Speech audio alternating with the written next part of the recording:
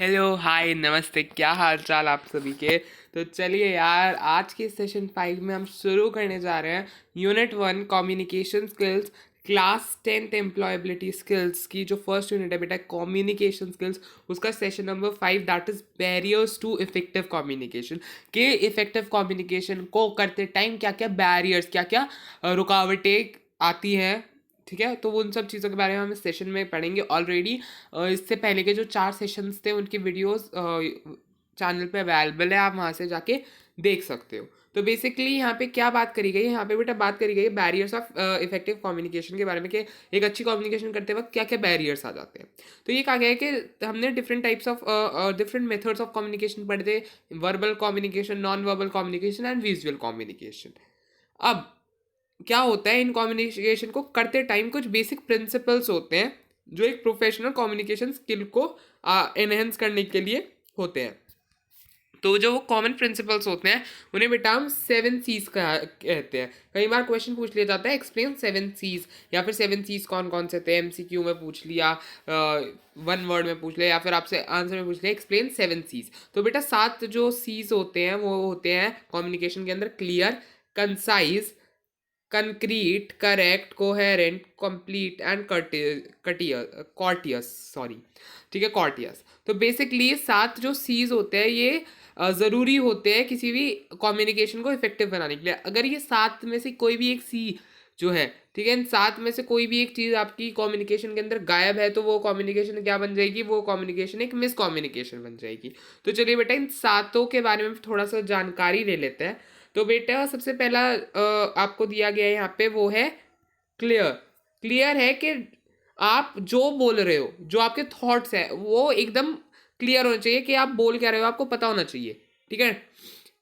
Concise, concise मतलब simple words का use करो, जितने ज्यादा सिंपल वर्ड्स हो सके उतने ज्यादा सिंपल वर्ड्स का यूज करो सटीक बात बोलने के, एकदम सही बात बोलने के लिए।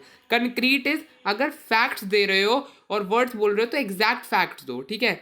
ये नहीं कि मैंने वहां सुना था, नहीं, एग्जैक्ट फैक्ट्स देना है, जो मजबूत, कंक्रीट मजबूत फैक्ट देना है आपको। करेक्ट इज हमेशा correct pronunciation, correct spelling, correct grammar का यूज करो while speaking. Then there is coherent, मतलब जो आपके वर्ड्स हैं वो सेंस बनाने चाहिए। ये नहीं कि आपका टॉपिक कुछ और था, बोल आप कुछ और रहे हो, ठीक है। आपको टॉपिक ग्लोबलाइजेशन दे दिया है और आप करप्शन के अंदर घुस गए। नो, जो भी आप बोल रहे हो वो आपसे टॉपिक से रिलेटेड होना चाहिए, जो भी आप बोल रहे हो एक सेंस बनाना चाहिए उस टाइम पे, ठीक है। कंप्लीट मतलब सारी जो भी नीडेड इन्फॉर्मेशन है वो सारी आपके जो वो है कम्युनिकेशन है उसके अंदर होनी चाहिए। जो भी आप कम्युनिकेट कर रहे हो वो कंप्लीट होना चाहिए, इनकम्प्लीट नहीं, ये नहीं आधी अधूरी बात बता दी, नहीं, पूरी बात बताइए, ठीक है। नेक्स्ट आता है आपका कर्टियस, जिसके अंदर मतलब आप जब भी कम्युनिकेट कर रहे हो रिस्पेक्ट दो दूसरे बंदे को, दूसरे बंदे के ओपिनियंस को रिस्पेक्ट दो, फ्रेंडली रहो और ऑनेस्ट रहो, सच बोलो, ठीक है। ये नहीं कि आप बहुत रूडली बात कर रहे हो, नहीं, बहुत अच्छी तरीके से बात, ठीक है। तो ये 7 चीज़ें आपकी कम्युनिकेशन के अंदर होनी चाहिए ताकि आपकी कम्युनिकेशन इफेक्टिव बने, मतलब सामने वाले पे एक इफेक्ट डाले, ठीक है। उसके मन में मतलब ये हो कि हाँ यार दम था इसकी बात में, ठीक है। तो उसके लिए 7 चीज़ें आपके कम्युनिकेशन के अंदर होनी चाहिए। इसके अलावा ये तो हमने बात कर ली कि इफेक्टिव कम्युनिकेशन के 7 C's कौन से हैं। अब इसके बाद हम मेन टॉपिक पे वही टॉपिक जो था हमारा बैरियर्स टू कम्युनिकेशन, कि क्या होता है जब एक इफेक्टिव कम्युनिकेशन करने जाते हैं तो क्या क्या बैरियर आते हैं। तो बेटा यहाँ पे चार चीज़ें दे रखी हैं। जैसे सबसे पहले आता है linguistic barriers, cultural barriers, interpersonal barriers, physical and organisational barriers. तो इनके बारे में चलो डिटेल में पढ़ लेते हैं। बेटा फिजिकल बैरियर्स होते हैं बेसिकली जैसे मैं किसी इंसान को टेक्स्ट करके, ठीक है, किसी इंसान को मैसेज कर रहा हूँ, ठीक है। तो क्या होता है जब मैं किसी इंसान को मैसेज कर रहा हूँ तो उसके अंदर मेरे इमोशंस, मेरे जेस्चर्स, मेरी बॉडी लैंग्वेज, जो मतलब मेरे इमोशन है उस मैसेज के पीछे के, जो इंटेंशन है मेरी उस मैसेज के पीछे की, वो इमोशन सामने वाले को डिलीवर नहीं हो रहा, उसे सिर्फ वर्ड्स डिलीवर हो रहे हैं। तो बेसिकली क्या होता है इसमें कहा गया है कि जो टेक्स्ट मैसेज है वो लेस इफेक्टिव होते हैं फेस टू फेस कम्युनिकेशन से, मतलब मेरे इमोशंस वगैरह तो डिलीवर नहीं कर सकता ना मैं टेक्स्ट के थ्रू। तो this is physical barriers, that you are physically at a distance और आप अपने इमोशंस, अपने जेस्चर्स जो है प्रेजेंट नहीं कर पा रहे। Then there is linguistic barriers. अब देखो बेटा लिंग्विस्टिक बैरियर्स कैसे होते हैं, जो अलग अलग लोग हैं वो अलग अलग जगह से आते हैं, अलग अलग बैकग्राउंड से आते हैं, तो उनकी जो मदर टंग्स होती हैं बेटा बच्चे वो अलग अलग होती है, जो मदर टंग्स होती हैं वो अलग अलग होती है। तो क्या होता है, इसी वजह से हमने जो एक स्टैंडर्ड लैंग्वेज बना दी इंग्लिश के, कहीं भी जाओगे English is a standard language, सब लोग इंग्लिश में एक दूसरे से कम्युनिकेट कर सकते हैं। मान लो कोई नॉर्थ इंडिया का है, कोई नॉर्थ साइड का बंदा किसी साउथ साइड के बंदे से जाके इंटरैक्ट करे, ये दोनों एक दूसरे के साथ इंटरैक्ट कर रहे हैं, तो क्या हो रहा है दोनों के बीच में ना, अब किसी ने, वो साउथ वाले ने कुछ ऐसा वर्ड बोल दिया जो नॉर्थ में होता तो है, लेकिन उनके मतलब दोनों जगह पे डिफरेंट होता है, रीजन वाइज उनके मतलब जो है डिफरेंट होते चले जाते हैं। तो क्या इसकी वजह से मिसअंडरस्टैंडिंग्स पैदा होती है। क्या पैदा होती है बेटा? मिसअंडरस्टैंडिंग्स पैदा होती है, जिसकी वजह से कम्युनिकेशन जो है वो सही नहीं हो पाती।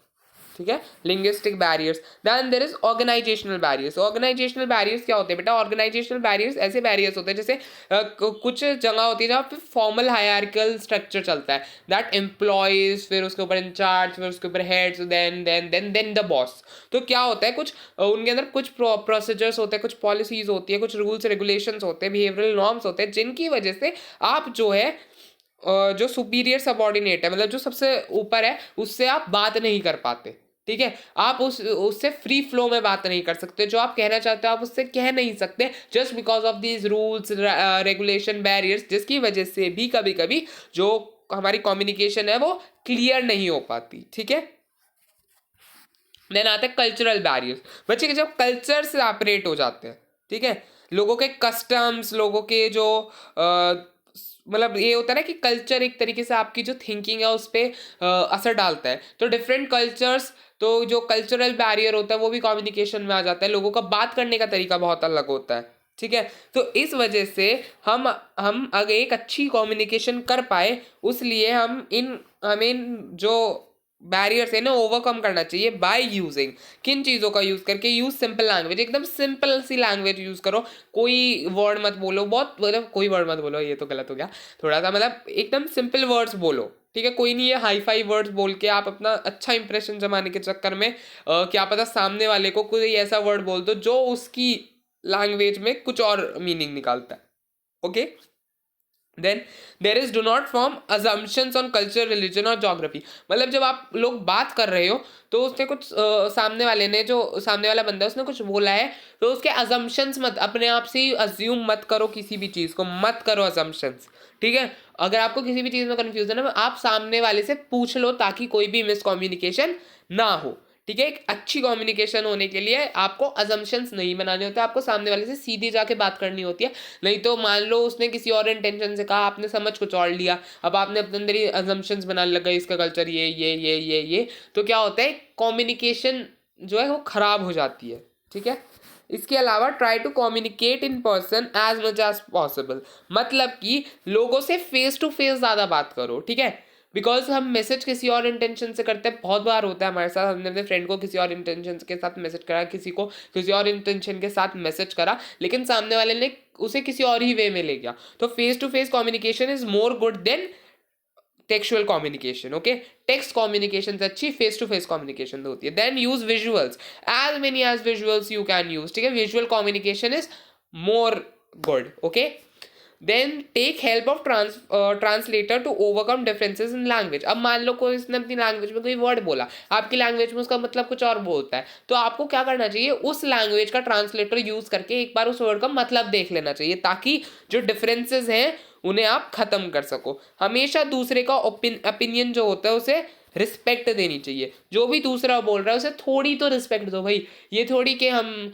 बहुत रूडनेस के साथ दूसरे, नहीं, हमेशा सामने वाले बंदे का जो पर्सपेक्टिव होता है, ओपिनियन होता है, उसे रिस्पेक्ट देनी चाहिए। भले ही आप उसे क्रिटिसाइज करो, लेकिन एक बहुत अच्छे वे में क्रिटिसाइज करो कि सामने वाले को डिसरिस्पेक्ट फील ना हो। Okay, that's all what is in this topic. इसका जो चेक योर प्रोग्रेस वाला बॉक्स है ये भी कर लेते हैं बेटा एक बार। तो सबसे पहले क्वेश्चन दिया गया है इसमें एमसीक्यू में, विच of these is not a common communication barrier. इनमें से कॉमन कम्युनिकेशन बैरियर कौन सा है, कौन सा नहीं है? तो फाइनेंशियल बैरियर। बेटा फाइनेंशियल बैरियर एक कॉमन बैरियर नहीं है। हाँ, मतलब कहीं हो सकता है कि फाइनेंशियल बैरियर्स की वजह से कम्युनिकेशन जो है वो इफेक्टिव ना हो, लेकिन जनरली ये चीज़ नहीं देखी जाती। ओके, देन क्वेश्चन सेकेंड देखते हैं एमसीक्यू का। बेटा इसमें कहा गया है which of these are ways to overcome communication barriers. इन सब में से कौन सा ऐसा वे है जिससे हम ओवरकम कर सकते हैं बैरियर को, कम्युनिकेशन बैरियर को? Using a translator, not communicating at all, respecting each others differences, using your own language to comfort. तो basically to overcome communication, we can use a translator, and we may also respect others, each others differences। हमें एक दूसरे के जो differences है उन्हें respect करना चाहिए, ठीक है। तो दोनों में से कोई सा भी आंसर हो सकता है। बाकी आप इसका एकदम मतलब आपको क्या लगता है कौन सा आंसर ज़्यादा करेक्ट लगता है इसका, वो आप मुझे कमेंट करके बता दीजिए बेटा, कमेंट, ठीक है। कमेंट करके बता देना। Then subjective question is write down the common communication barriers you may come across when you move to a new city. अब इसमें ये आपको अपने जो है अपने पर्सपेक्टिव के, अपने ओपिनियन के हिसाब से लिखना है कि अगर आप किसी नई सिटी या नई कंट्री में जाते हो तो आपको क्या लगता है कौन कौन से कम्युनिकेशन बैरियर्स आप फेस करोगे। तो बेसिकली लिंग्विस्टिक बैरियर फेस कर सकते हो, कल्चरल फेस कर सकते हो, यार बहुत सारे हैं यार, लिखना, ठीक है। बिल्कुल बढ़िया तरह आंसर लिखना और बताना भी आपने क्या लिखा है, कौन कौन से आप कम्युनिकेशन बैरियर्स जो है उन्हें फेस कर सकते हो जब आप दूसरी सिटी या दूसरी कंट्री में जाओगे। That's all for this video, see you in the next video, next session. Thank you so much.